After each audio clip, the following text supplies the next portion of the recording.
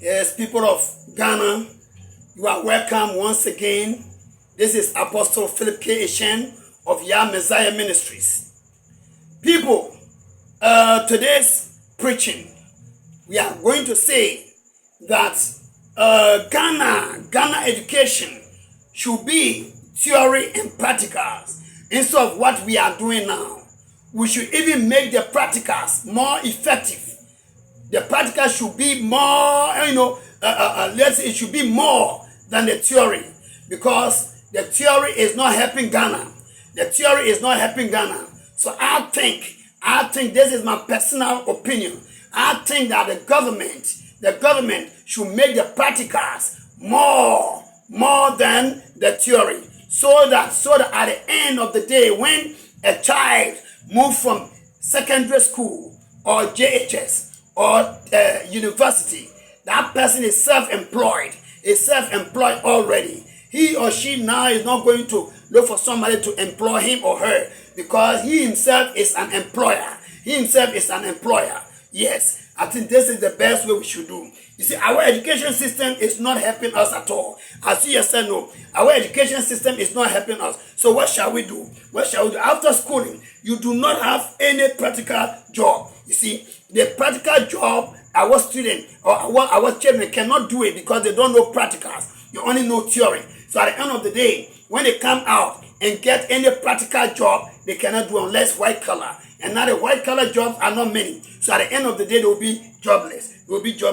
No, they will be jobless. This is the problem. You say no sufficient jobs in the country. It is a fact. No sufficient job in the country. So at the end of the day, by right, if we change this way of learning, this educational way, this education, if we change it to what I'm talking about, it means that that child can also create his or her own job without depending on any government, anybody to help him or her. It's the incompetence of the employees. Sometimes they are incompetent, because if I gave you job, come and do, and you cannot do it, you only know theory. Whereby it's not theory we are eating. We are eating a practical thing. So if you cannot do it, I mean you are incompetent. You are incompetent. So at the end of the day, our children, most of them become incompetent because they cannot perform practically. They cannot perform practically.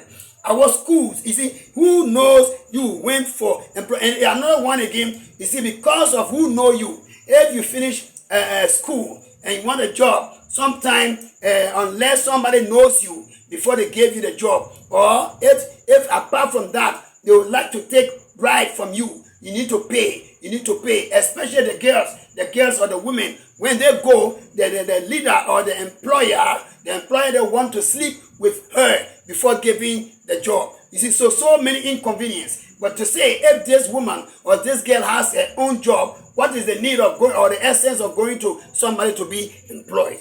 Our schools should change to theory and practicals, not only theory. You see, from theory to practical. So, in other words, our schools should be theory and practicals.